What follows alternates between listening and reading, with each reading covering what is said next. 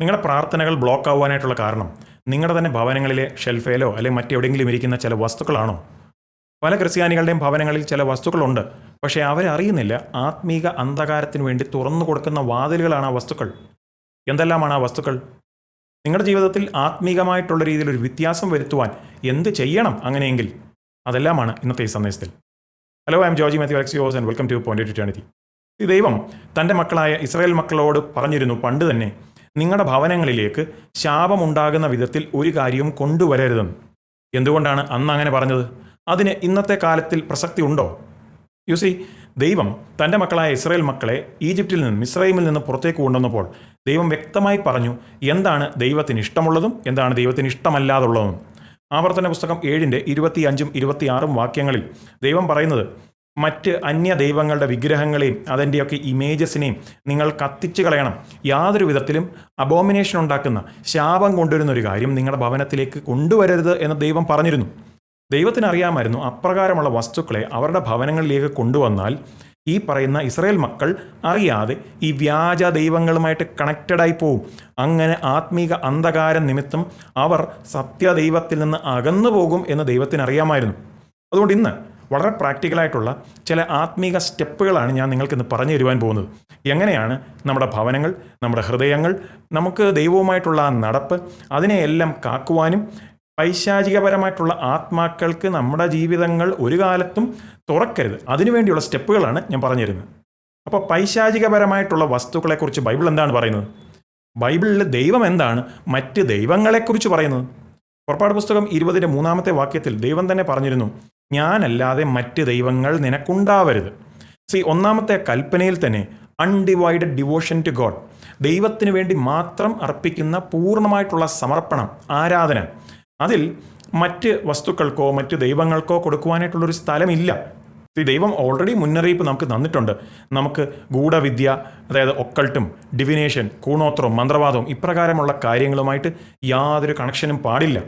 ആവർത്തന പുസ്തകം 18-ന്റെ 10-ഉം 11-ഉം വാക്യങ്ങളിൽ തന്നെ പറയുന്നത്, പ്രശ്നക്കാരൻ, മുഹൂർത്തക്കാരൻ, ആഭിചാരകൻ, ക്ഷുദ്രക്കാരൻ, മന്ത്രവാദി, വെളിച്ചപ്പാടൻ, ലക്ഷണം പറയുന്നവൻ, അജ്ഞനക്കാരൻ, അങ്ങനെയൊക്കെയുള്ളവർ നിങ്ങളുടെ ഇടയിൽ കാണരുത്. അത് ദൈവം പറഞ്ഞ കൽപ്പനയാണ്.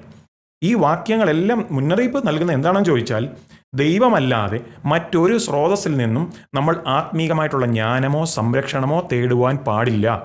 അപ്പോൾ ചിലർ ചോദിക്കുമായിരിക്കും, അങ്ങനെയൊക്കെ ഉണ്ടോന്ന്. ഹോശേയ പ്രവാചകന്റെ പുസ്തകം 4-ന്റെ 6-ാമത്തെ വാക്യം ഒന്ന് ശ്രദ്ധിച്ചേ. അവിടെ പറയുന്നത്, my people are destroyed for lack of knowledge.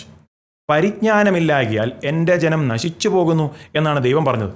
അപ്പോൾ ലഭിക്കേണ്ട ഒരു അറിവില്ലെങ്കിൽ, കറക്റ്റായിട്ടുള്ള നോളജ് ഇല്ലെങ്കിൽ ചിലപ്പോൾ നാശം സംഭവിക്കാം. ആത്മീകമായിട്ടുള്ള കാര്യമാണ് ഞാൻ പറയുന്നത്. അപ്പോൾ നമുക്ക് ബൈബിളിൽ നിന്നാണ് നമുക്ക് ദൈവികപരമായിട്ടുള്ള ജ്ഞാനവും ദൈവം എന്താണ് ആഗ്രഹിക്കുന്നത്, ദൈവം എന്താണ് അവോയ്ഡ് ചെയ്യേണ്ടതെന്നെല്ലാം നമുക്ക് മനസ്സിലാക്കുവാൻ സാധിക്കുന്നത്. അതുകൊണ്ടാണ് ബൈബിൾ പഠിക്കണമെന്ന് പറയുന്നത്.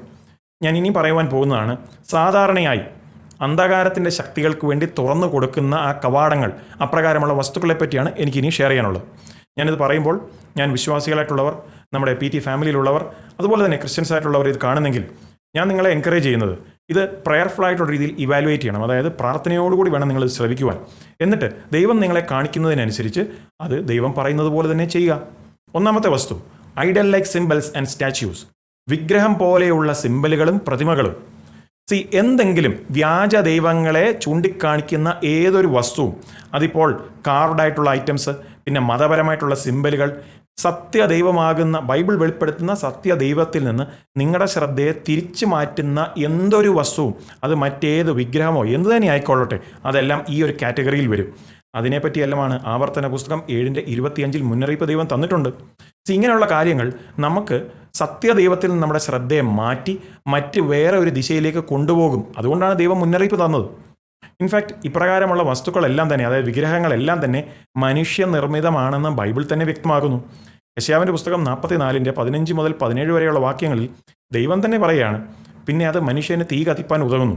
അവൻ അതിൽ കുറെ എടുത്ത് തീ കായുകയും അത് കത്തിച്ച് അപ്പം ചുടുകയും അതുകൊണ്ടൊരു ദേവനെ ഉണ്ടാക്കി നമസ്കരിക്കുകയും ഒരു വിഗ്രഹം തീർത്ത് അതിൻ്റെ മുമ്പിൽ സാഷ്ടാംഗം വീഴുകയും ചെയ്യുന്നു.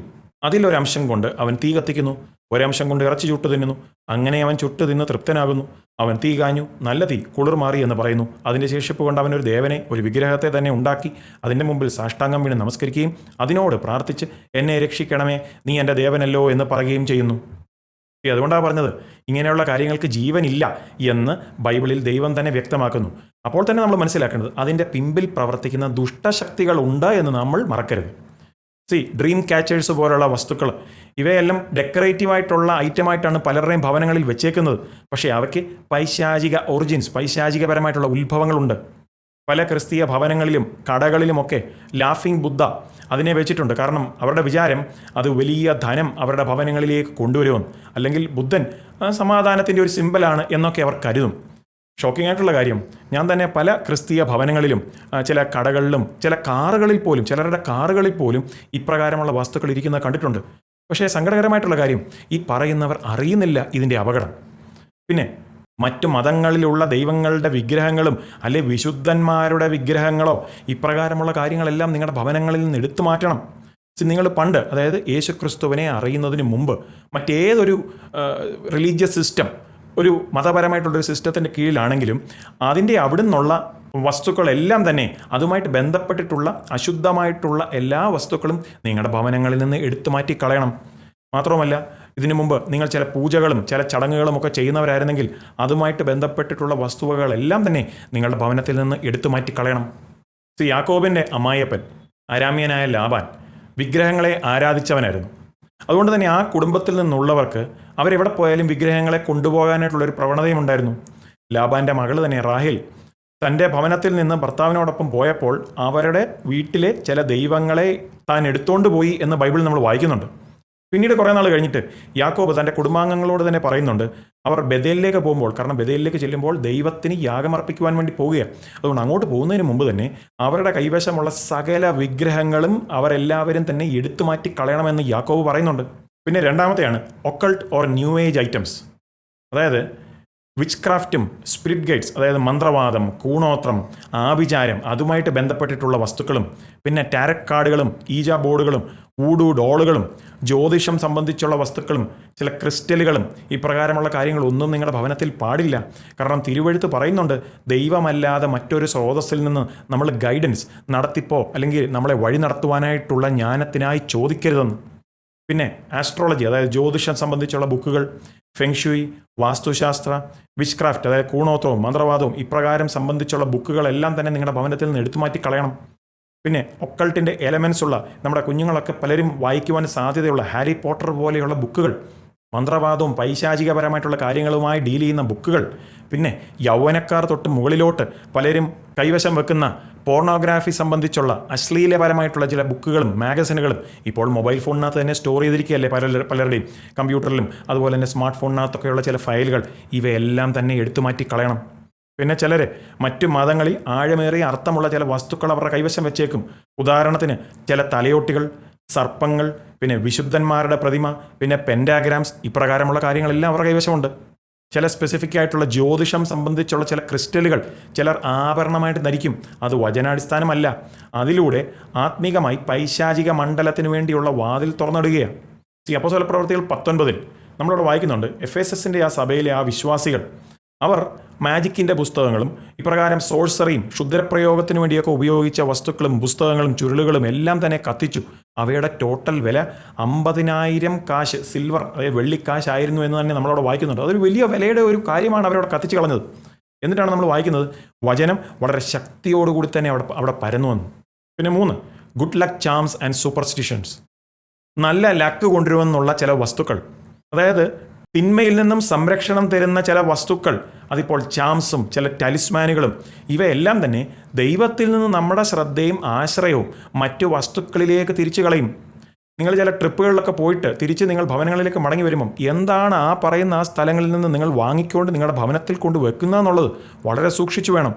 ഉദാഹരണത്തിന് ചിലരുടെയൊക്കെ ഭവനങ്ങളിൽ കാണാവുന്നതാണ് ഈ Japanese beckoning cat, Japanese beckoning പൂച്ച. പിന്നെ ചില മന്ത്രവാദം, ആഫ്രിക്കയിലൊക്കെയുള്ള ചില മന്ത്രവാദവുമായിട്ട് ബന്ധപ്പെട്ടിട്ടുള്ള ട്രൈബൽ മാസ്കുകൾ, പിന്നെ ബാലി എന്ന് പറയുന്ന സ്ഥലത്തു നിന്നുള്ള ചില വിഗ്രഹങ്ങൾ, പിന്നെ പലരുടെയും ഭവനങ്ങളിൽ കാണുന്ന വിൻഡ് ചൈംസ് അല്ലെങ്കിൽ മാജിക് ബെല്ലുകൾ. അത് ചൈനീസും അതുപോലെ തന്നെ ബുദ്ധിസ്റ്റ് ആചാരം പ്രകാരം ഈ വിൻഡ് ചൈംസ് എന്ന് ഉപയോഗിക്കുന്നത് തന്നെ അവർ പൈശാചിക സ്പിരിറ്റ്സ്, ആത്മാക്കളെ ഓടിച്ചു വിട്ട് അവിടെ പോസിറ്റീവായിട്ടുള്ള എനർജി കൊണ്ടുവരാനാണ്. പിന്നെ ചിലർ ഉപയോഗിക്കുന്ന വസ്തുക്കളാണ് പോസ്റ്ററുകളും ചില വസ്ത്രങ്ങളും. പിന്നെ മീഡിയയിൽ തന്നെ നമ്മൾ കാണുന്ന പിശാചികളെയും ഹൊററിനെയും വയലൻസിനെയും ഒക്കെ തന്നെ ഗ്ലോറിഫൈ ചെയ്ത് ഉയർത്തിക്കാണിക്കുന്ന ചില പരിപാടികൾ.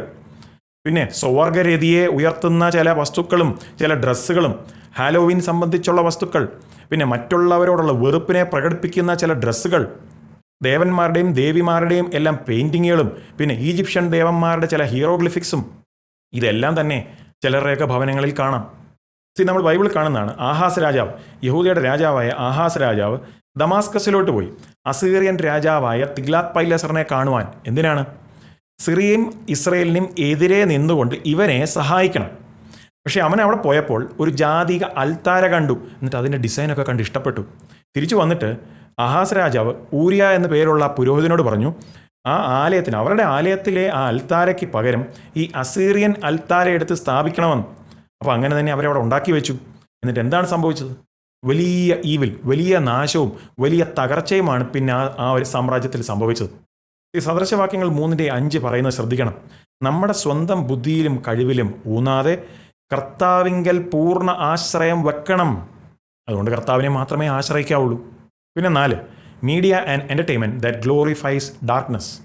പല സിനിമകളും മ്യൂസിക് പരിപാടികളും പിന്നെ ഗെയിംസ്, അതിപ്പോൾ ഫോണിലാണെങ്കിലും കമ്പ്യൂട്ടറിലാണെങ്കിലും കളിക്കുന്ന ഗെയിംസും ഇതെല്ലാം തന്നെ സെൻറ്റർ ചെയ്യുന്നത് പല ഒക്കൾട്ട് തീമുകൾ, പൈശാചികപരമായിട്ടുള്ള ചില തീംസും പിന്നെ വയലൻസും ഇമ്മോറാലിറ്റി, അതായത് അധാർമികതയും ഒക്കെയും സെൻറ്റർ ചെയ്താണ് അവരുണ്ടാക്കിയിരിക്കുന്നത്. ഇങ്ങനെയുള്ള ഇത് നിമിത്തം ചിലർക്ക് ഭയം തന്നെ വരും. ദൈവത്തിൻ്റെ നീതിയുടെ ആ ഒരു ഫോക്കസിൽ നിന്ന് മാറ്റി മനുഷ്യരെ ഡിസ്ട്രാക്ട് ചെയ്ത് കൊണ്ടുപോകുന്ന കാര്യങ്ങളാണ് ഇവയെല്ലാം. ഇവയൊക്കെ ആദ്യം നമ്മൾ വിചാരിക്കും ഒരു കുഴപ്പമില്ല, ഹാംലെസ് ആണെന്ന്. പക്ഷേ അത് നിമിത്തം ഭയത്തിൻ്റെയും ഭീരുത്വത്തിൻ്റെയും ഒക്കെ ആ ഒരു അന്തരീക്ഷമായിരിക്കും അത് പ്രാക്ടീസ് ചെയ്യുന്നവരുടെ ഉള്ളിൽ ഉണ്ടാവുന്നത്. ചിലർക്ക് ആത്മഹത്യാ പ്രവണത പോലും വരാം. ഇപ്പോൾ തന്നെ സയൻറ്റിഫിക്കലി പ്രൂവൺ ആയിട്ടുള്ളൊരു കാര്യമാണ്. കുഞ്ഞുങ്ങൾ ഇപ്രകാരമുള്ള വയലൻസ് ആയിട്ടൊക്കെയുള്ള ഗെയിമുകൾ അവർ കമ്പ്യൂട്ടറിലും ഫോണുകളിലും ഒക്കെ കളിക്കുന്നെങ്കിൽ അവർക്ക് പിന്നീട് അവരുടെ ആ സ്വഭാവത്തിൽ തന്നെ അപ്രകാരം മറ്റുള്ളവരെ ഉപദ്രവിക്കണം, പലരെയും ഇല്ലാതാക്കണം എന്നുള്ള ചിന്തകളൊക്കെ വന്നു തുടങ്ങും. അപ്പോൾ ഈ കഴിഞ്ഞിടയ്ക്ക് തന്നെ നിങ്ങൾ ന്യൂസിൽ കേട്ട് കാണും, വടക്കേ ഇന്ത്യയിൽ 3 സഹോദരിമാർ അവർ താമസിച്ചിരുന്ന കെട്ടിടത്തിൻ്റെ മുകളിലത്തെ, അവരെ ഒരു ഫ്ലാറ്റിലാണ് താമസിച്ചുകൊണ്ടിരുന്നത്, ആ കെട്ടിടത്തിൻ്റെ മുകളിൽ നിന്ന് അവർ താഴേക്ക് ചാടി അവർ മരിച്ചു. എന്തുകൊണ്ടാണ് കാര്യം? അവരുടെ മാതാപിതാക്കൾ മൊബൈൽ ഫോണുകൾ എടുത്ത് മാറ്റി. അവർ മനസ്സിലാക്കിയത് ഈ 3 സഹോദരിമാരും കൊറിയൻ ഡ്രാമയ്ക്കും സോഷ്യൽ മീഡിയയ്ക്കും എല്ലാം ഹെവി അഡിക്റ്റുകളായി അതിനെല്ലാം അടിമപ്പെട്ടിരുന്നവരാണ്. ഇപ്പോൾ ഈവൻ ക്രിസ്ത്യൻ പിള്ളേർ പോലും ഇപ്രകാരമുള്ള കാര്യങ്ങൾക്ക് അടിമപ്പെട്ടിരിക്കുക. അതുകൊണ്ടാണ് ഞാൻ പറഞ്ഞത് ഇത് കുഞ്ഞുകളിയല്ല, ഇത് വളരെ സീരിയസ് ആയിട്ടുള്ള കാര്യമാണ്. ഫിലിപ്പിയർ 4:8 പറയുന്നത്, നിർമ്മലമായതൊക്കെയും രമ്യമായതൊക്കെയും സൽകീർത്തിയായതൊക്കെയും അങ്ങനെയുള്ള കാര്യങ്ങളെപ്പറ്റി വേണം നാം ചിന്തിക്കുവാൻ. ഇതിനു മുമ്പ് കുറച്ചാൾ മുമ്പ് ഞാനൊരു സന്ദേശം ചെയ്തിരുന്നു, മാധ്യമങ്ങളിലെ പൈശാചികത എങ്ങനെ നമുക്ക് അതിനെയൊക്കെ അതിജീവിക്കാമെന്നുള്ളത്. അത് നിങ്ങൾ ഇതിൻ്റെ കൂടെ കാണുമെങ്കിൽ കുറച്ചും കൂടി ഒരു ബ്ലെസ്സിങ് ആയിരിക്കും. ഈ സന്ദേശം കണ്ടിട്ട് അത് കാണുക. അതിൻ്റെ ലിങ്ക് ഞാൻ താഴെ ഡിസ്ക്രിപ്ഷനിൽ കൊടുത്തേക്കാം. പിന്നെ 5, personal objects that keep S stuck. അതായത് മുൻപുണ്ടായിരുന്ന ചില ബന്ധങ്ങളിൽ നിന്നുള്ള ചില ഗിഫ്റ്റുകൾ, പിന്നെ ഗ്രീഫ് ഓർ ട്രോമ, വലിയ വിഷമവും പ്രയാസവും അപ്രകാരമുള്ള ആ ഒരു ഫീലിങ്ങുമായിട്ട് കണക്റ്റഡ് ആയിട്ടുള്ള ചില വസ്തുക്കൾ, ഇവയെല്ലാം നിമിത്തം നമ്മുടെ ശ്രദ്ധ ബന്ധിക്കപ്പെട്ട അവസ്ഥയിലാവാം. അതിപ്പോൾ ചില പാരമ്പര്യ വസ്തുക്കൾ, തലമുറയായി കൈമാറി വന്ന ചില വസ്തുക്കളൊക്കെ ആവാം. ഉദാഹരണത്തിന് ചില ചൈനീസ് ആർട്ട് വർക്കിൽ ഇമ്പീരിയൽ ഡ്രാഗൺസ്, അതായത് വ്യാളി പോലുള്ള ക്രീച്ചേഴ്സ്, ഇതെല്ലാം വളരെ ഡേഞ്ചറസ് ആണ്. നിങ്ങൾ ചിലർക്കായാലും അറിയാം, ഡയറക്ട് പ്രിൻസ് എന്ന് പറഞ്ഞ കർത്താവ് ശക്തമായിട്ടുള്ള ഡെലിവറൻസ് മിനിസ്ട്രിയിൽ ഉപയോഗിച്ച ഒരു കർത്തൃദാസനും ഒരു ബൈബിൾ ടീച്ചറായിട്ടും ദൈവം ഉപയോഗിച്ച ഒരു ദൈവദാസനും, അദ്ദേഹത്തിൻ്റെ കുടുംബത്തിലേക്ക് തൻ്റെ മെറ്റേണൽ ഗ്രാൻഡ് ഫാദർ, തൻ്റെ മാതാവിൻ്റെ പിതാവ് ഒരു ചൈനീസ് ആർട്ട് വർക്ക് കൊണ്ടുവന്നു. അതേപോലെ ഈ പറയുന്ന ഇമ്പീരിയൽ ഡ്രാഗൺസിൻ്റെ പിക്ചർ ഉണ്ടായിരുന്നു. താൻ ബ്രിട്ടീഷ് ആർമിയിൽ ചൈനയിൽ സേവിച്ചുകൊണ്ടിരുന്നപ്പോൾ തനിക്ക് ലഭിച്ചതാണ്. അങ്ങനെയാണ് ആ ഗ്രാൻഡ് ഫാദർ, ആ അപ്പച്ചന് ഇത് അവരുടെ കുടുംബ സ്വത്തായിട്ടുള്ള രീതി അവരുടെ കുടുംബത്തിലേക്ക് കൊണ്ടുവന്നത്. പിന്നീട് ഡയറക്ട് പ്രിൻസ് പ്രാർത്ഥനയിൽ മിനിസ്ട്രിയൊക്കെ തുടങ്ങിക്കഴിഞ്ഞപ്പോഴത്തേക്കും ദൈവാത്മാവ് തന്നെ കാണിച്ചു തൻ്റെ മിനിസ്ട്രിക്കുള്ള ഒരു വലിയൊരു തടസ്സമായിരുന്നു ഈ ഒരു വസ്തു. അങ്ങനെ താനത് മനസ്സിലാക്കി അതിനെ തൻ്റെ ഭവനത്തിൽ നിന്ന് എടുത്തു കളഞ്ഞപ്പോഴാണ് തൻ്റെ മിനിസ്ട്രിക്ക് അതൊരു വലിയ ബ്രേക്ക് ത്രൂ ആയി. ഇതിൽ വലിയ അതിശയമൊന്നുമില്ല. കാരണം വെളിപ്പാട് പുസ്തകം 12 പിശാചിനെ പിക്ചർ ചെയ്തിരിക്കുന്നത് തന്നെ ഒരു ഡ്രാഗണായിട്ടാണ്, ഒരു വ്യാളിയായിട്ടാണ്. എബ്രായർ 12:1 തന്നെ നമ്മളെ പ്രോത്സാഹിപ്പിക്കുന്നത്, സകല ഭാരവും മുറുകെ പറ്റുന്ന പാപവും വിട്ട് നമുക്ക് മുൻപിൽ വെച്ചിരിക്കുന്ന ഓട്ടം സ്ഥിരതയോടെ ഓടുക, അതാണ് നമുക്കുള്ള ആഹ്വാനം. അപ്പോൾ പുറകോട്ട് വലിക്കുന്ന പല കാര്യങ്ങളെയും വിട്ട് ഉപേക്ഷിച്ച് അതിനെയെല്ലാം എടുത്ത് മാറ്റിയിട്ട് വേണം ക്രിസ്തുവിലുള്ള ആ യാത്രയിൽ, അല്ലെങ്കിൽ ക്രിസ്തുവിനോടൊപ്പമുള്ള യാത്രയിൽ നാം മുമ്പോട്ട് പോകുവാൻ. അപ്പോൾ നിങ്ങളിൽ ചിലരെങ്കിലും ചോദിക്കുമായിരിക്കും, ഇപ്രകാരമുള്ള പൈശാചിക വസ്തുക്കളൊക്കെ നമ്മുടെ ഭവനത്തിൽ നിന്ന് എന്തിനാണ് എടുത്തു മാറ്റുന്നത്? ഈ വസ്തുക്കളൊക്കെ ഒരു കുഴപ്പവുമില്ലാന്ന് തോന്നാം, ഹാംലെസ് ആയിട്ട് തോന്നാം. മാത്രവുമല്ല, സകലത്തിൻ്റെയും മുകളിൽ ദൈവമല്ലേ പരമാധികാരി എന്നും നിങ്ങൾക്ക് ചോദിക്കാം. പക്ഷേ ആത്മമണ്ഡലത്തിൽ ഇപ്രകാരമുള്ള വസ്തുക്കളെ പൈശാചിക സ്പിരിറ്റ്സ്, പൈശാചിക ആത്മാക്കൾ എടുത്ത് ഉപയോഗിക്കാം. എന്നിട്ട് അവ വാതിലുകളായി നിന്നുകൊണ്ട് നമ്മുടെ ജീവിതങ്ങളിലേക്കും നമ്മുടെ കുടുംബങ്ങളിലേക്കും നമ്മൾ എവിടെയാണോ നിൽക്കുന്നത് അവിടെ അവർക്ക് അവരുടെ പവർ കാണിക്കുവാനും അവർ നമ്മളെ നിയന്ത്രിക്കുവാനും ശ്രമിക്കാം. ഇസ്രായേൽ മക്കൾ കനാനിയരുമായിട്ടൊക്കെയുള്ള രീതിയിൽ കല്യാണമൊക്കെ കഴിച്ചായിട്ട് നമ്മൾ വായിക്കുന്നുണ്ട്. അങ്ങനെ ബാലിനെയും അഷേറയും ആരാധിക്കുന്നത് ഈ ഇസ്രായേൽ മക്കളുടെ ഇടയിലേക്ക് വന്നു. ഈ ബാലും അഷേറ എന്ന് പറയുന്നത് ഗോഡ്സ് ഓഫ് ഫെർട്ടിലിറ്റിയാണ്, അതായത് ഫലഭൂയിഷ്ഠതയുടെ ദൈവങ്ങളായിരുന്നു. അങ്ങനെയുള്ള അവരുടെ ആ ആരാധനാ രീതിയിൽ വലിയ സെക്ഷുവൽ പെർവേർഷൻ, ലൈംഗികമായിട്ടുള്ള അധാർമികതയെ നിറഞ്ഞു നിന്നിരുന്നു. ഗിഡിയോൻ്റെ കുടുംബത്തിൽ തന്നെ ബാലിന് വേണ്ടിയുള്ള ഒരു അൽത്താര ഉണ്ടായിരുന്നു. ദൈവം ഗിഡിയോനോട് പറഞ്ഞത് ആ ബാലിന് വേണ്ടി സമർപ്പിച്ചിരിക്കുന്ന അൽത്താര നശിപ്പിച്ച് കളയണം. ഇപ്രകാരം പൈശാചികപരമായിട്ടുള്ള ആ അറ്റാക്കിൽ നിന്ന്, ആക്രമണങ്ങളിൽ നിന്ന് ഡെലിവറൻസ്, വിടുതൽ വേണമെങ്കിൽ ഇപ്രകാരമുള്ള വസ്തുക്കൾ നമ്മുടെ ഭവനത്തിൽ നിന്ന് എടുത്തു മാറ്റപ്പെടണം. അങ്ങനെയുള്ള വസ്തുക്കൾ നശിപ്പിക്കപ്പെടണം. അപ്പോസ്തലനായ പൗലോസ് എഫെസ്യർ 6:12 ഓർപ്പിച്ചത്, നമുക്ക് പോരാട്ടമുള്ളത് ജഡരക്തങ്ങളോടല്ല, അതായത് മനുഷ്യരോടല്ല, പിന്നെ എന്തിനോടാണ്? അന്ധകാരത്തിലെ ലോകാധിപതികളോടും സ്വർലോകങ്ങളിലെ ദുഷ്ടാത്മസേനയോടും അത്രേ. അപ്പോൾ ആത്മമണ്ഡലത്തിൽ ഒരു പോരാട്ടമുണ്ട്, മനുഷ്യരോടല്ല, പക്ഷേ പൈശാചികപരമായിട്ടുള്ള ആത്മാക്കളോടൊരു പോരാട്ടമുണ്ട്. ആത്മീക യുദ്ധമെന്ന് പറയുന്നത് റിയലാണ്. അപ്പോൾ തന്നെ നമ്മൾ മനസ്സിലാക്കേണ്ടത്, God equips us to stand firm. ദൈവം നമ്മളെ എക്വിപ്പ് ചെയ്യുന്നുണ്ട് ഉറച്ചു നിൽക്കുവാൻ, ക്രിസ്തുവിൽ ഉറച്ചു നിൽക്കുവാൻ. ദൈവം പരിശുദ്ധനായിട്ടുള്ളൊരു ദൈവമാണ്. തൻ്റെ മക്കളുടെ ജീവിതങ്ങളിലും ഭവനങ്ങളിലും പൈശാചികപരമായിട്ടുള്ള എന്തെല്ലാം ഉണ്ടോ അതെല്ലാം എടുത്തു മാറ്റിയ ശേഷമാണ് ദൈവം തൻ്റെ മക്കളുടെ ഇടയിൽ വസിക്കുന്നത്. അതുതന്നെയല്ലേ ബൈബിളിൽ ആദ്യം മുതൽ അവസാനം വരെയും നമ്മൾ കാണുന്ന ആ ഒരു പാറ്റേൺ. ഇനിയിപ്പോൾ എന്തെല്ലാമാണ് പൈശാചികപരമായിട്ടുള്ള വസ്തുക്കൾ എന്ന് മനസ്സിലായ സ്ഥിതിക്ക് എങ്ങനെയാണ് ഇവയെ എടുത്തു മാറ്റേണ്ടത്? അതിനെപ്പറ്റി ഞാൻ പറയുന്നതിന് മുമ്പേ ഒരു സത്യം നാം മനസ്സിലാക്കണം. യഥാർത്ഥ സ്വാതന്ത്ര്യം ആരംഭിക്കുന്നത് ക്രിസ്തുവിൽ വീണ്ടും ജനിക്കുന്ന ആ നിമിഷം മുതൽ. അതാണ് കൊളോസ്യർ 1:13 പറയുന്നത്. നമ്മെ ഇരുട്ടിൻ്റെ അധികാരത്തിൽ നിന്ന് വിടുവിച്ച് തൻ്റെ സ്നേഹസ്വരൂപനായ പുത്രൻ്റെ രാജ്യത്തിലാക്കി വെക്കുകയും ചെയ്തു എന്നാണ് അവിടെ പറയുന്നത്. യേശുവിന് വേണ്ടി ജീവിതം സമർപ്പിക്കാതെ ചില വസ്തുക്കൾ എടുത്തു മാറ്റിയതും കൊണ്ട് ഒരു പ്രയോജനവുമില്ല.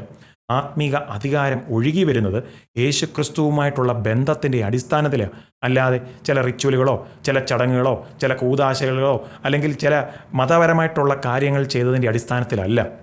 അതുകൊണ്ട് നിങ്ങൾ വീണ്ടും ജനിച്ചില്ല എങ്കിൽ യഥാർത്ഥ സ്വാതന്ത്ര്യം, ആത്മീക സ്വാതന്ത്ര്യം ആരംഭിക്കുന്നത് പാപത്തിൽ നിന്ന് വിട്ടുതിരിഞ്ഞ് യേശു കർത്താവിൽ നിങ്ങളുടെ രക്ഷയ്ക്കു വേണ്ടിയുള്ള ആശ്രയവും നിങ്ങളുടെ വിശ്വാസവും അർപ്പിക്കുമ്പോൾ മുതലാണ്. അതുകൊണ്ട് ഇനി ഞാൻ പറയുവാൻ പോകുന്ന സ്റ്റെപ്പുകൾ ക്രിസ്തുവിൽ വീണ്ടും ജനിച്ച ദൈവമക്കൾക്ക് വേണ്ടി ആപ്ലിക്കബിൾ ആയിട്ടുള്ളതാണ്. ഒന്നാമത്തെ സ്റ്റെപ്പ്, പ്രേ ഫോർ ഡിസേൺമെൻറ്റ്, വിവേചനത്തിനായി പ്രാർത്ഥിക്കുക. പരിശുദ്ധാത്മാവിനോട് ചോദിക്കുക, എന്താണ് കർത്താവേ, എന്തെല്ലാമാണ് വസ്തുക്കൾ എന്ന് നിങ്ങൾക്ക് ചോദിക്കാം. യാക്കോബ് 1:5 അങ്ങനെയല്ലേ പറയുന്നത്, നിങ്ങളിൽ ഒരാൾക്ക് ജ്ഞാനം വേണമെങ്കിൽ ദൈവത്തോട് ചോദിക്കുക, ദൈവം അത് സമൃദ്ധിയായിട്ട് തരും. അപ്പോൾ ദൈവത്തോട് ചോദിക്കുക, പരിശുദ്ധാത്മാവ് കാണിച്ചു തരും. രണ്ടാമത്തെ സ്റ്റെപ്പ്, നിങ്ങളുടെ സ്ഥലം പരിശോധിക്കുക. നിങ്ങളുടെ വീടും നിങ്ങളുടെ ഭവനവും നിങ്ങളുടെ കാറും ഓഫീസും പിന്നെ നിങ്ങളുടെ കമ്പ്യൂട്ടറും നിങ്ങളുടെ ഫോണും എല്ലാം ക്ലോസ് ആയിട്ടുള്ള രീതിയിൽ പരിശോധിക്കുക. എന്തെല്ലാമാണ് ക്രിസ്തുവിൽ നിന്നുള്ള ആ ആരാധനയും അല്ലെങ്കിൽ ക്രിസ്തുവിനോടുള്ള ആ ഭക്തിയും ആരാധനയും അതിൽ നിന്ന് നിങ്ങളെ തിരിപ്പിച്ച് കളയുന്നത് എന്തെല്ലാമാണെന്നുള്ളത് നിങ്ങൾ ക്ലോസ് ആയിട്ടുള്ള രീതിയിൽ ചെക്ക് ചെയ്യുക. പിന്നെ മൂന്നാമത്തെ സ്റ്റെപ്പ്, നിങ്ങളുടെ ജീവിതത്തിൽ ആത്മീകമായിട്ടുള്ള രീതിയിൽ കോംപ്രമൈസ് കൊണ്ടുവരുന്ന എന്തെല്ലാമാണോ ആ വസ്തുക്കളെ എടുത്തു കളയുക. ഏറ്റവും റെക്കമെൻഡ് ആയിട്ടുള്ളത് അങ്ങനെയുള്ള വസ്തുക്കൾ നിങ്ങൾ നശിപ്പിക്കണം, എരിച്ചു കളയണം, നിങ്ങളുടെ വീട്ടിൽ നിന്ന് തന്നെ എടുത്തു മാറ്റി കളയണം. അല്ലാതെ അതിനെക്കൊണ്ട് വിൽക്കാനോ മറ്റുള്ളവർക്ക് ഗിഫ്റ്റായിട്ടുള്ള രീതിയിൽ കൊടുക്കാൻ പോകരുത്. 2 രാജാക്കന്മാർ 23-ാമത്തെ അധ്യായത്തിലും 2 ദിനവൃത്താന്തം 34-ാമത്തെ അധ്യായത്തിലും നമ്മൾ കാണുന്നത്, യോശിയ രാജാവ് തൻ്റെ അധികാര പരിധിയിൽ വരുന്ന തൻ്റെ ആ ദേശത്തിലുള്ള സകല വിഗ്രഹങ്ങളെയും എടുത്തു മാറ്റിക്കളയുവാൻ ഉത്തരവിടുക. എന്നിട്ട് താൻ ആലയത്തിൻ്റെ ഉള്ളിൽ സ്ഥാപിക്കപ്പെട്ടിരുന്ന അശേറയുടെ വിഗ്രഹത്തെ എടുത്തു മാറ്റി യെരുസലേമിൻ്റെ പുറത്ത് കൊണ്ടുപോയി കിദ്രോൻ വാലിയിൽ കൊണ്ടുപോയിട്ട് അതിനെ എരിച്ച് അതിനെ പൊടിയാക്കി എന്നാണ് നമ്മൾ വായിക്കുന്നത്. അതുപോലെ തന്നെ നമ്മളും ചെയ്യണം. നമ്മുടെ വീട്ടിൽ നിന്ന് ഇപ്രകാരമുള്ള വസ്തുക്കൾ കംപ്ലീറ്റ് ആയിട്ടൊരു രീതിയിൽ നീങ്ങി മാറിപ്പോകണം. എരിച്ചു കളയാൻ പറ്റുന്ന എരിച്ചു കളയുക, നശിപ്പിക്കാൻ പറ്റുന്ന നശിപ്പിക്കുക. വീട്ടിൽ നിന്ന് എന്തായാലും ഈ സാധനങ്ങൾ വെളിയിൽ പോയിരിക്കണം. പിന്നെ 4-ാമത്തെ സ്റ്റെപ്പ്, ഒരിക്കൽ ഇപ്രകാരമുള്ള വസ്തുക്കൾ പുറത്തു പോയി കഴിഞ്ഞാൽ renounce and rededicate your life, home or car or office. നിങ്ങളുടെ വസ്തുക്കൾ, നിങ്ങളുടെ ഭവനം, നിങ്ങളുടെ ഓഫീസ്, നിങ്ങളുടെ മുറി എല്ലാത്തിനെയും അതിനെ വീണ്ടും കർത്താവിന് വേണ്ടി സമർപ്പിക്കുക. തിരുവഴുത്തിൻ്റെ സത്യം നിങ്ങൾ സംസാരിക്കുക, പ്രസ്താവിക്കുക. എൻ്റെ ഭവനം, എൻ്റെ വാഹനം, എൻ്റെ ഓഫീസ്, എൻ്റെ ഹൃദയം ദൈവത്തിൻ്റെ വകയാണെന്നുള്ളത് നിങ്ങൾ പ്രഖ്യാപിക്കണം. നിങ്ങൾ തിരുവഴുത്തിനെ ഉറക്കത്തന്നെ പ്രഖ്യാപിച്ചുകൊണ്ട് ദൈവത്തിൻ്റെ സമാധാനം നിങ്ങളുടെ ഭവനത്തിൻ്റെയും നിങ്ങൾക്കുള്ള സകലത്തിൻ്റെയും എല്ലാ മൂലകളിലേക്കും പ്രവേശിക്കണം എന്ന് തന്നെ നിങ്ങൾ ഡിക്ലെയർ ചെയ്യണം, പ്രസ്താവിക്കണം. അങ്ങനെ ആത്മീകമായിട്ട് നിങ്ങളുടെ ഭവനത്തെ ശുദ്ധീകരിക്കണം. എങ്ങനെയാണ് നിങ്ങളുടെ ഭവനത്തെ ശുദ്ധീകരിക്കുവാൻ പറ്റുന്നത്? അതാണ് 5ാമത്തെ സ്റ്റെപ്പ്. നിങ്ങളുടെ ഭവനമോ കാറോ എന്താണോ ആ സ്പേസിനെ ദൈവത്തിൻ്റെ വചനവും ദൈവത്തോടുള്ള ആരാധനയും കൊണ്ട് നിറയ്ക്കണം. എന്തെല്ലാമാണോ നിങ്ങളുടെ ഭവനത്തിൽ നിന്നോ കാറിൽ നിന്നോ എടുത്തു കളഞ്ഞതെന്നുള്ളതിനെപ്പറ്റി ചിന്തിച്ചുകൊണ്ടിരിക്കാതെ നിങ്ങളുടെ ഭവനത്തെ തിരുവെഴുത്തും ദൈവവചനവും പ്രാർത്ഥനയും ആരാധനയും കൊണ്ട് നിറയ്ക്കണം. അങ്ങനെ അവ നിമിത്തം നിങ്ങൾ എപ്പോഴും ഓർക്കും ക്രിസ്തുവിന് എന്തുമാത്രം നിങ്ങളോടുള്ള സ്നേഹമുണ്ടെന്നുള്ളത്. അതുകൊണ്ട് ഇപ്പറയുന്ന വസ്തുക്കളൊക്കെ എടുത്തു കളയുക എന്ന് പറയുമ്പോൾ ഭയപ്പെട്ടിരിക്കാനല്ല. ഇപ്രകാരമുള്ള വസ്തുക്കളൊക്കെ നമ്മളെ ആത്മീക അന്ധകാരത്തിൽ തന്നെ സ്റ്റക്കായി നിർത്തും. അവ നിമിത്തം ഒരു ബന്ധനത്തിൽ ചെന്നെത്തും. പക്ഷേ യേശു കർത്താവ് വന്നത് നമുക്ക് ജീവൻ നൽകുവാനും അത് സമൃദ്ധിയായി നൽകുവാനുമാണ്. യോഹന്നാൻ 10:10 പറയുന്നത് തന്നെ, കള്ളൻ വരുന്നത് മോഷ്ടിപ്പാനും അറക്കുവാനും കൊല്ലുവാനുമാണ്, പക്ഷേ ഞാനോ വന്നത് നിങ്ങൾക്ക് ജീവൻ നൽകുവാനും അത് സമൃദ്ധിയായി നൽകുവാനും അത്രേ എന്നാണ് യേശു പറഞ്ഞത്. അപ്പോൾ ആത്മീക സത്യത്തിനെ കോംപ്രമൈസ് ചെയ്യാതെ അവഗണിക്കാതെ യേശു കർത്താവ് നൽകിത്തന്ന ആ സമൃദ്ധിയായിട്ടുള്ള ജീവൻ അനുഭവിക്കുവാൻ ദൈവം നിങ്ങൾക്ക് ഇടയായി തീരട്ടെ. മറ്റുള്ളവരെ എൻകറേജ് ചെയ്യുവാൻ, മറ്റുള്ളവരെയും കൂടെ പ്രോത്സാഹിപ്പിക്കുവാൻ നിങ്ങളെ ദൈവം ഏതെങ്കിലും രീതി കാണിച്ചു, ഇന്ന വസ്തുക്കൾ നിങ്ങളുടെ ഭവനത്തിൽ നിന്ന് എടുത്തുമാറ്റി പറയുവാൻ അങ്ങനെ പറഞ്ഞു, അങ്ങനെ അതനുസരിച്ച് നിങ്ങളത് ചെയ്തുവെങ്കിൽ താഴെ കമൻറ്റ് ബോക്സിൽ നിങ്ങൾക്കത് എഴുതാം. വായിക്കുന്നവർ, പ്രത്യേകിച്ച് മറ്റുള്ളവർ കൂടെ അതൊരു എൻകറേജ്മെൻ്റ് ആകട്ടെ എന്നിവിടെ നമുക്ക് പ്രതീക്ഷിക്കാം, പ്രാർത്ഥിക്കാം. അപ്പോൾ പ്രാർത്ഥനയോടെ തന്നെ ക്ലോസ് ചെയ്യാം. ഞങ്ങളുടെ സ്വർഗീയ പിതാവേ, ഞങ്ങളുടെ ഭവനങ്ങളും ഞങ്ങൾക്ക് നീ തന്നിരിക്കുന്ന സകലതും നിനക്കായി വീണ്ടും സമർപ്പിക്കുന്നു. എന്തെല്ലാമാണോ നിനക്ക് ഇഷ്ടമല്ലാതുള്ള വസ്തുക്കൾ, ചിലത് എടുത്തു കളയേണ്ട വസ്തുക്കൾ, പ്രത്യേകിച്ച് ഇത് കാണുന്നവർ കേൾക്കുന്നവർ അവരുടെ ജീവിതങ്ങൾ ഉണ്ടെങ്കിൽ അവിടുന്ന് അവ കാണിച്ചു കൊടുക്കണമേ എന്ന് പ്രാർത്ഥിക്കുന്നു. അവ എടുത്തു കളയുവാനായിട്ടുള്ള മനോധൈര്യം അവർക്ക് അങ്ങയുടെ ആത്മാവിനാൽ പകരണമേ എന്നും കൂടി പ്രാർത്ഥിക്കുന്നു. അങ്ങനെ സകലത്തിലും അങ്ങയെ മാത്രം ഉയർത്തുവാൻ ഏവരെയും സഹായിക്കണമേ. അത് അവിടുന്ന് ചെയ്തതിനായി സ്തോത്രം, യേശുവിൻ്റെ നാമത്തിൽ തന്നെ, ആമേൻ. ഈ സന്ദേശം നിങ്ങൾക്കൊരു അനുഗ്രഹമായെങ്കിൽ മറ്റുള്ളവർ കൂടെ ഷെയർ ചെയ്ത് കൊടുക്കുക. God bless. നിങ്ങൾക്ക് ഈ സന്ദേശം ഒരു അനുഗ്രഹമാകുന്നുവെങ്കിൽ ലൈക്ക് ചെയ്യാൻ മറക്കരുത്. നിങ്ങൾ സബ്സ്ക്രൈബ് ചെയ്തിട്ടില്ല എങ്കിൽ സബ്സ്ക്രൈബ് ചെയ്യാനും ചേർന്ന് കാണുന്ന ബെൽ ഐക്കണും പ്രസ് ചെയ്ത് സബ്സ്ക്രൈബ് ആവുമെങ്കിൽ നിങ്ങൾക്ക് ഇപ്രകാരമുള്ള അപ്ഡേറ്റുകളും ബൈബിൾ സ്റ്റഡി സെഷനുകളും എല്ലാം ഇതേ ചാനലിൽ എപ്പോഴൊക്കെ അപ്ലോഡ് ആകുമോ നിങ്ങൾക്കത് നോട്ടിഫിക്കേഷനായി ലഭിക്കുന്നതായിരിക്കും.